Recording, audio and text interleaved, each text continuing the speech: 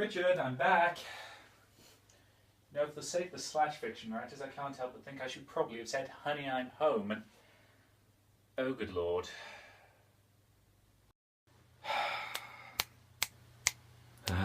Wake up, moron. Oh. I'm on. What happened? Well, you remember how before I left I advised you against doing anything stupid? Yeah? Well, you seem to have ignored me, given that I found this. And this. And this. Not to mention the several that you actually finished, and even more remarkably, actually managed to put in the recycling. What on God's earth caused this particular bender? Oh. This week's review. What game on earth could possibly warrant this? Sakura Beach 2.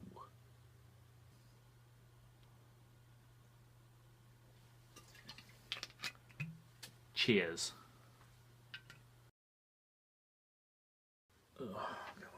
Right. Alright.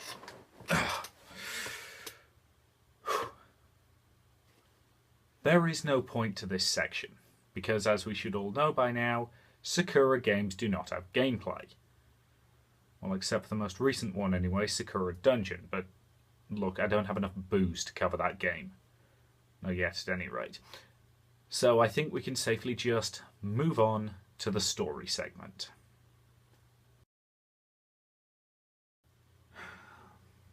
Sakura Beach 2 follows on directly from the end of Sakura Beach 1, so as such there may well be significant spoilers for that game. You may consider yourselves warned. Following the end of the first game, our quote-unquote hero, Seiji, has somehow ended up in a relationship with both of his two female friends, and the trio return to the same hotel and the same beach from the first game, because nobody involved could be bothered to put in any real effort and create new backgrounds. Is there actually a reason why they have come back? Not that I noticed. While stargazing one evening, Seiji encounters a new girl, Nene, and thus begins a very tedious tale of how this new girl gets added to the arrangement. And before anybody comments, I don't have a problem with polygamy of that kind. I don't have a problem with more than two people in a quote-unquote relationship, because it's none of my damn business. It's going to have more problems than a traditional relationship because, hey, people bring problems. But ultimately, if more than two people can make it work, good for them.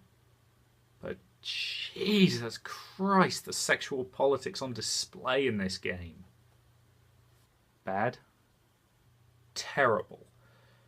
It doesn't help that the three girls all seem to insist that making Seiji happy is the only thing that matters to them. They have basically no agency in this. And it's also worth noting that he hasn't actually kissed any of them yet, for his own personal reasons, and again, absolutely fine if he wants to take it slow, but they keep on pushing. And I'm sorry, but it just has some really creepy undertones, especially if you think about it from a flipped gender point of view. It also doesn't help that it's really badly written, and of course the developer's favourite fetish is on full display once again. Which one?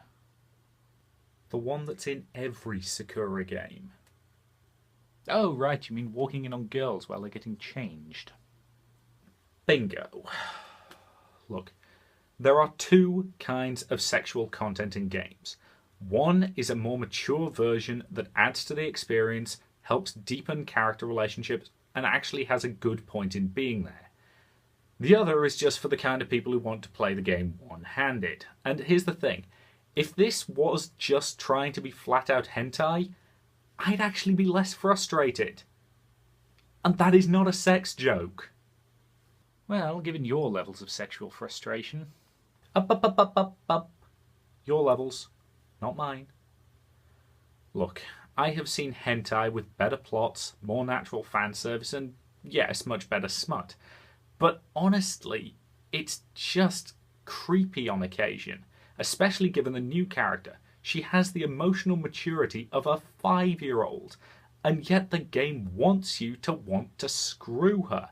It's just really awkward. And it doesn't help that none of the choices matter either. Does that actually surprise you? No, not at this stage, I suppose.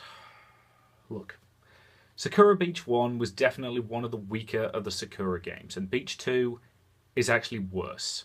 Not because it's particularly worse in any tangible way, but because it's a holding pattern. It adds nothing new of any note whatsoever, and just mires itself in the same dreck as before, but it felt like the developer gave even less of a damn this time than usual.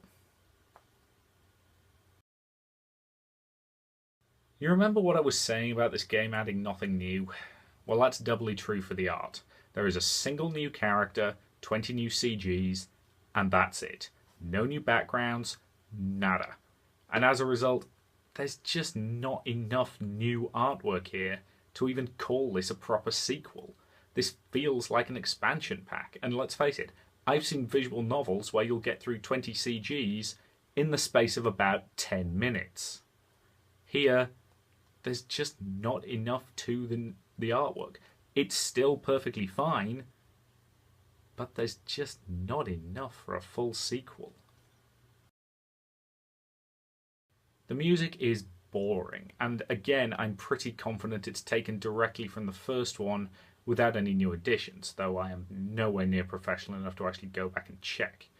There's also no voice acting and no real sound effects that I noticed, so overall the audio is pretty lacking. So, did I enjoy Sakura Beach 2? No. Should you buy it? No. Look, I wouldn't have bought it if it hadn't been 75% off. I paid £1.74 for this thing, and it was overpriced. Frankly, I've seen much better free games out there. And if you're looking for hentai, again, the internet is a thing, and there are much, much better examples out there that are completely free. This game is dreck, and that was entirely predictable. Oh, God, I need to stop playing these things. Now, if you'll excuse me, I'd better get Martin's report before my hangover properly kicks in, because, oh boy, this one's going to be a doozy. I will see you all later.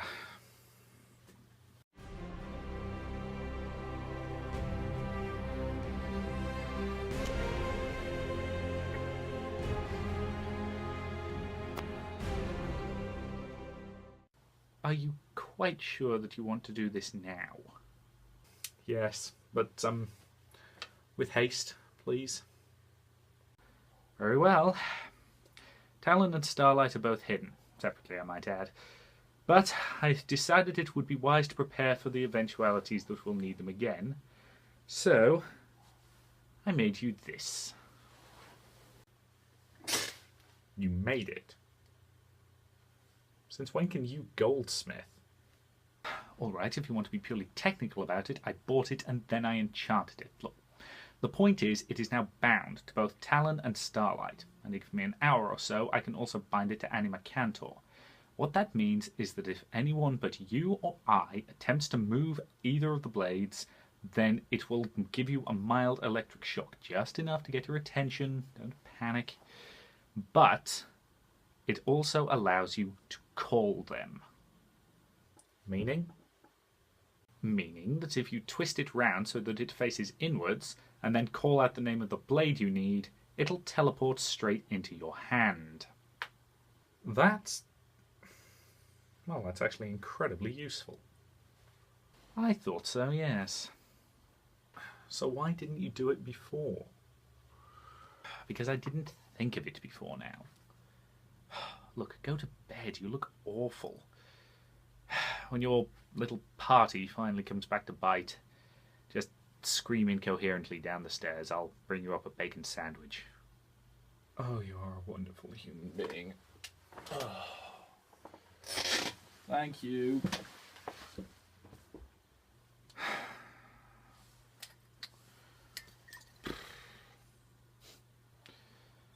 here's to you, my friend. I really hope he didn't backwash this.